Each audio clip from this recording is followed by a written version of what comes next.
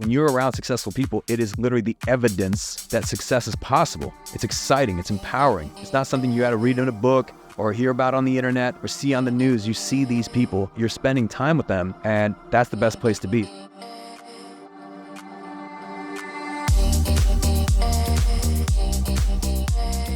I'm Michael Mogill, founder and CEO of Crisp, the nation's #1 law firm growth company. I've built my business through practice, not theory. Crisp started with just $500 to my name and has grown to over 8 figures in revenue over the last few years, earning a spot on the Inc. 500 list of the fastest growing private companies in America. Our approach has been to take everything we've learned about generating massive growth within our own organization and help the country's most ambitious and committed law firm owners do the same for theirs. In each episode of this podcast, I sit down with innovative market leaders from the legal industry and beyond to learn from those who thrive in the face of adversity, challenge the status quo, and define what it means to be a true game changer. This is Jessica, Head of Coaching Strategy at Crisp, and today we're flipping the script for another special edition episode to get Michael's take on why good enough is never good enough and how to push beyond mediocrity, how to keep raising the bar for yourself and your team when the results don't match the ego, and why there are levels to this game and how to make sure you're playing at the top. You gotta remember where you came from. These days, you can look at a law firm and they're at 6 figures and like just starting out. And let's say you're an 8 or 9 figure firm and you're like, oh, that's nothing, man. That's baby numbers. But there was a time when you started when you were excited. I mean, I remember I was excited when we made our first 100,000. You have to realize that people are at different places in the journey. That's coming up on the Game Changing Attorney podcast.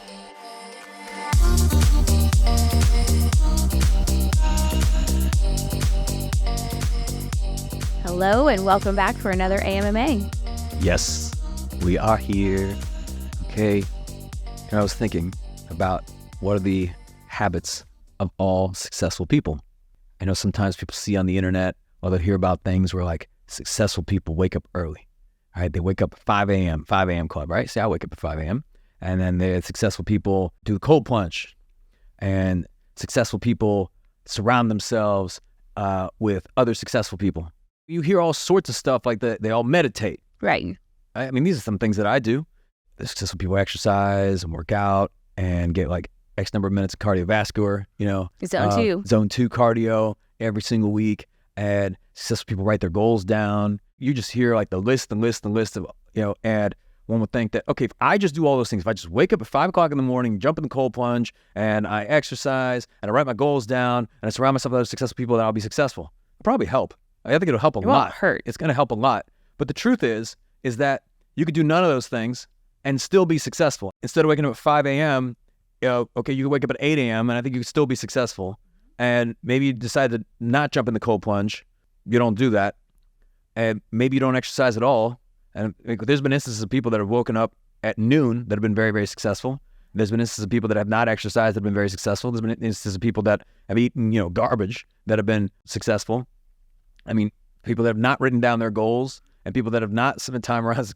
I mean, the thing I'm trying to say here is that I think that there's certain habits that absolutely help, because if you can control your environment, it's going to require less willpower for you to do the things that need to be done. But that's not going to solve for you doing what has to be done. And it's not going to solve for you having to exercise courage and make investments and learn new skills and solve problems and navigate adversity. If you woke up at 5 a.m. or if you jump in the cold plunge or whatever, I mean, again, like I would not get tied to those things. It's just like people saying like, I mean, it's no different than like health and fitness. If I don't take protein powder and if I don't take these vitamins, like, I'm not going to be able to be in shape. They call them supplements for a reason. And a lot of these things can increase your probability of success, which, I mean, from my standpoint, look, I'll do, whatever it takes to increase the probability. I don't want to fight against the universe. That being said, the one thing I will say that is universally true amongst all successful people, no matter what their routine is, no matter what their habits are, is that 100% of them did not quit. That is the one uniformity. Mm-hmm. And the thing that is probably true amongst all unsuccessful people is that when things got hard, they gave up and they chose a different path and they dialed back their ambitions and their dreams and they said, that's it. That's as far as I go. So I think the biggest thing I always think about is like, okay, you cannot fail if you don't quit. Mm-hmm. Now, you can experience setbacks. You can have things not go your way. You can make mistakes. You can lose money. It can be very difficult. But one has to imagine, like, if you just keep going and you say, okay, I'm trying another direction. I'm going to try something new. I got wiped out, but I'm going to build back again. So if you keep on that pattern, you eventually will get there. Even completely incompetent people that have that no quit mentality will build amazing businesses. Yeah. Like, you don't have to be academically intelligent. You don't have to be, like, again, the smartest one in the room. That is not a prerequisite for success. They just didn't give up. The thing about, like, very smart people is they do an amazing job of talking themselves out of their goals and finding really great reasons that they give themselves and convince themselves to dial back their effort or to turn back. They do a great job of justifying their lack of commitment and quitting. I mean, they'll come up with all sorts of stuff. They're like, okay, well, you know, it's cold outside. My friend's been in the hospital and, you know, it's just, I don't know if this is good for my mental health, right? And they'll say, okay, I guess I should quit. Now, the dummy, like, they wake up and go. They just keep going. They just wake up and go. They don't even I mean, think there's a about it. storm going outside. They're like, a power's out. You know, the internet's out. They're like, okay, cool. I'm going to drive somewhere else. I'm going to use a phone hotspot, whatever. They just go. And which one do you think wins over the long term?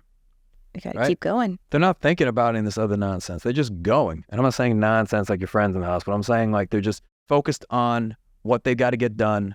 And through every single setback that they experience, they keep pressing forward. Yeah. So again, hear me correctly, okay? Because there's nuance here. There's some really great habits. I think getting a good night's sleep is amazing, right? I go to bed early and I wake up at 5 a.m. Cold plunge for me is just doing something difficult every single day and making myself uncomfortable. Exercise, health, and fitness is about longevity, and it's about like bringing energy every single day. This is a marathon, not a sprint. And eating healthy helps me feel more energized, right? But when I was starting out on the business, you know, early days of Crisp, like the dark ages, you know, in 2012, you know, over a decade ago, I was just going all in, working 100 hours a week. Yeah. I mean, that's just what it was. I probably wasn't eating the healthiest of foods. I couldn't afford the healthiest of foods. No. I wasn't working out every single day. I mean, I certainly wasn't sleeping well. I didn't have really successful people to surround myself with yet. You know, I hadn't found those mentors yet. So, you know, sometimes you got to use what you have, but you still make those strides. So don't wait for perfect conditions. That's the main thing. Don't wait and say, oh, I can't get to work today because I didn't do my routine. Okay? Fuck your routine. You shouldn't have to have like all conditions be perfect, you know, in perfect harmony and everything's spinning correctly and the vibrations are perfect. And now you can actually sit down and do the work that needs to be done. You should be able to just hop out of bed and do what needs to be done.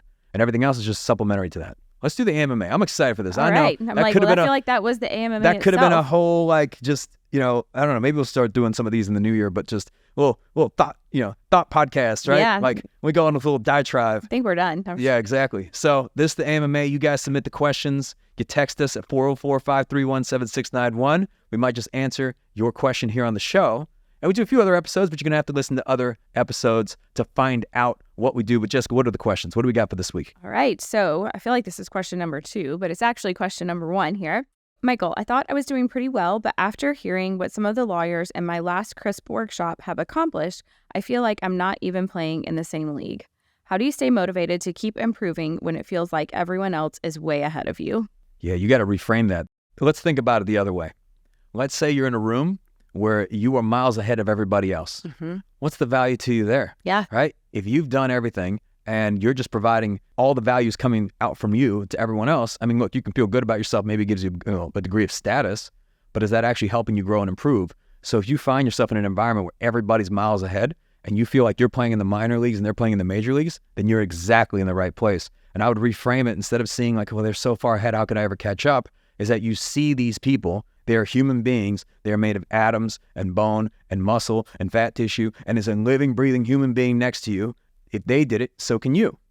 And especially as you start to build relationships with them, you start to understand that, okay, well, what are their habits? And if you start to model their habits and behaviors, well, and their decisions, like, look, if you made the same decisions that they did, if you took the same risks that they did, if you have the same habits that they do, well, then you would have gotten the results that they got. So chances are, like, you may have a very different mindset at this point than they do, but that can evolve, especially as you spend time around more successful people. It's kind of like the benefit of spending time around people that are further ahead than you. It helps to kind of recalibrate perspective and belief of what's possible. Then also you start to see what their habits are, and you can start modeling some of those habits and how they make decisions. It also encourages you to be more courageous because you can see the payoff. I mean, look, when you're around successful people, it is literally the evidence that success is possible. It's exciting. It's empowering. It's not something you got to read in a book or hear about on the internet or see on the news. You see these people, like, you're spending time with them, and that's the best place to be. So I would actually spin that and say, hey, this is actually inspiring and motivating for me because I get to spend time around a lot of people that are already where I want to be, and I get to learn from them for whatever reason they tolerate me, right? Because every time I've been in a room like that, I'm just so excited. I'm so thrilled. I always leave just empowered and excited for the future of what's possible. It's basically like your brain expands, right? There was what you believe was possible when you entered the room, and then there's what you believe now is possible when you leave the room. So that's an excellent place to be. Good for you. Yeah, absolutely. Question number 2. I like this one. Michael, I've got team members who have egos the size of Texas, but I'm not seeing the level of results I expect from them. It's not that I want to humble them, but I think they need a reality check. Yeah, you do want to humble them. Yeah, you do. You got these egos, right? These size of Texas, and they're not getting the results that you want them to. Well, do they know they're not getting the results you want them to? Are you communicating that? Because maybe in their mind, they believe they're God's gift to your firm and to you. And perhaps they believe that because maybe they had a big win, a few months ago or a year ago. And they think that, you're literally living on in a lavish yacht or mansion with the fruits of their labor, right? And they think that, I did this a year ago or 2 years ago and they should be grateful. Or they're playing at a level where, they're just, everything is so easy for them. So it starts to build up their egos, right? And there's a difference between ego and confidence. But sometimes when things are just too easy, maybe they're accomplishing a level of output and a level of result and standard that used to be great at the firm and used to be the expectation, right? Settle X number of cases, bring in this amount of revenue, X amount of fees, this average case value. And they're like, look, 2 years ago, this is like, you were ecstatic. And perhaps you were. But now you have a very different perspective and you have a higher standard, but they're still doing what was great then. But have you communicated that we need to level up if that's the case? So I would start by communicating, here's what the standard is. I don't think necessarily you have to humble anybody, but it's really trying to understand, well, why does this person have an ego? Perhaps, again, they're operating off of a past standard of what was acceptable. And you think they're going to push back now? Just wait until you raise the standard. They're going to say, you're going to see even more entitlement. They're going to be like, why can't you be happy? And that's where when you do communicate these things, you have to correlate it to the vision of the firm, the goals, what you're trying to achieve, of saying that, look, what got us here is not going to take us to the next level. Mm-hmm. And we have to level up. I mean, you see this in sports all the time. There's some franchises that are happy with just a winning record. They start and say, hey, we could just go 500. Or if we just can win more games than we lose. And then there's other franchises that aren't satisfied unless they make it to the playoffs. Right. And then there's other franchises that aren't satisfied unless they make it to the finals. And then there's the true killers that aren't satisfied until they win the championship. And anything less is unacceptable or be considered a failed season, which is a very high, standard to set. We saw this with the Florida Panthers this year. The prior year, these guys made it to the Stanley Cup final and lost. Like, Florida never won a Stanley Cup in their entire franchise history. This is hockey. But they made it to the finals that prior year against the Vegas Golden Knights and lost. Crushing. It's so difficult, first of all, to even make it to the playoffs in the NHL, and then to make it all the way to the Stanley Cup finals and then lose. And then the following year, this team rallies back there, okay, gets to the Stanley Cup finals, okay, then they're playing against the Edmonton Oilers. They go up 3 games to 0. In the next 3 games, Edmonton wins, and in pretty decisive fashion. So now it's 6-6. They're facing a game 7, and they remember, okay, where were we at the year before we made it to the finals and lost? Now we're back here again. Their standard for that season was Stanley Cup or bust. That is what we're going to do.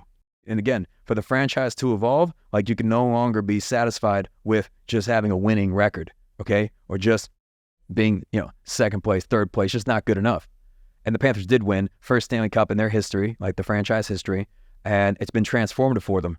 But that required everybody in the locker room to be aligned on what those standards were and to all be rowing in the same direction.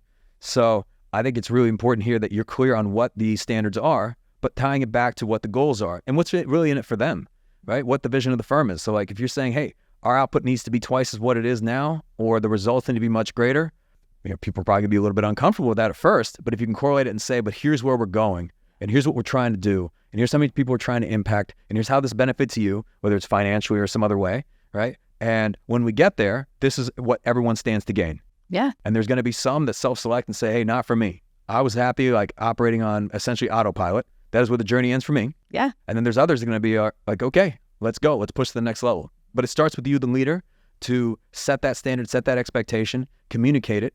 Then ego becomes silly because if someone's crushing a past standard, of course they're going to have ego. Yeah. But let's say, look, I want you guys to have confidence because you have achieved really great results in the past and I believe in you. So that's why I'm challenging you to produce even more because I know that you're capable of it. You know, it's kind of like a call to greatness, but this is the new bar.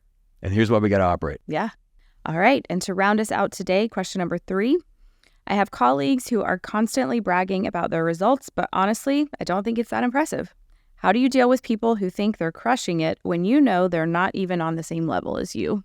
Oh, well, I spent a lot of time explaining that to them, and I try to convince them that they're really not doing as great as they think they are. And we get into an argument and we go back and forth, and I have to be right. Because you're so concerned with what others think of you. Correct. No, alternatively, they think they're doing great. Say, great, I'm happy for you. And be truly happy for them. Yeah. Okay, who cares? Why do you have to compare yourself against anybody else? Yeah. What difference does it make? How does their lack of success affect you, or lack of, let's say you don't think it's that impressive. It's taking up brain space. Maybe to them it is impressive. Yeah. And there probably was a time in your business career where the result that they're achieving now was impressive to you. So don't think that, you gotta remember where you came from. You can look at a law firm and they're at 6 figures and just starting out. And then let's say you're, an 8 or 9 figure firm and you're like, oh, that's nothing, man. That's baby numbers. But there was a time when you started when you were excited. I mean, I remember I was excited when we made our first 100,000. Oh, yeah. Right? Because it was years and years and years and years just to even break through that. And then the day, we exceeded 7 figures in revenue, that was a momentous achievement of what that took. And then 8 figures and then beyond. It just, you have to realize that everybody, people are at different places in the journey. And to them, that is, it's truly exciting and you should support them. Again, I don't know what the expectation of this question of someone saying, yeah, man, those results ain't do you want me to just rally around you? Right. I think it's the exact opposite. I think the fact that you're even bothered by somebody else's success, whether it's high or low, is a problem with you. There's right? insecurity yourself. You're probably insecure. You're trying to prove something to everybody else. It doesn't matter to me, whatever type of business somebody runs. I remember we had a plumber and he'd run his plumbing company for over 20 years.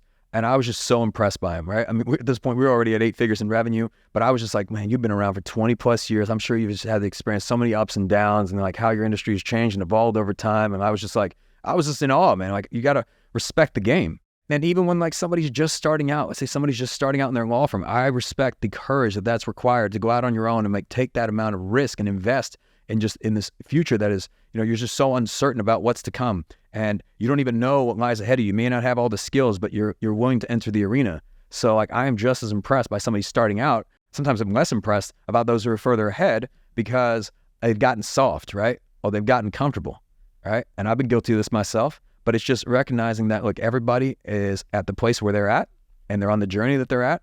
And if they're excited and proud of themselves at that stage in the journey, then you should encourage that. Yeah. And the best thing you can do is say, hey, that's awesome that you've achieved that. I know what that takes. I know that requires a tremendous amount of grit and resilience. And I'm proud of you and I'm just, supportive of you. I see the progress you're making. And I know the sky's the limit for you. Just be an advocate of them. Absolutely. That's what I would do. Yeah. Right. Rather than being there's baby numbers. It's so impressive. Don't do What's that. Doing for anyone? Don't do that bullshit. Yeah. Don't do that bullshit. Because you know what? When you were on your journey and you were where they're at, what would you have appreciated? Exactly. There you go. All right. We'll see you next time. Until next time. You've been listening to the Game Changing Attorney podcast with Michael Mogill. If you found this episode valuable, here are 3 free ways that we can help you grow your law firm. Number 1, download the first chapter of Michael's book absolutely free at gamechangingattorney.com. Number 2, you can shoot Michael a text at 404-531-7691 and ask him any question you'd like. You might just hear the answer on the next episode. And finally, number 3, if you can leave this podcast a 5-star review, it will help us gain access to more influential thought leaders and bring their lessons learned here to you. For more information on this episode, see the show notes in your podcast app or visit legalpodcast.com.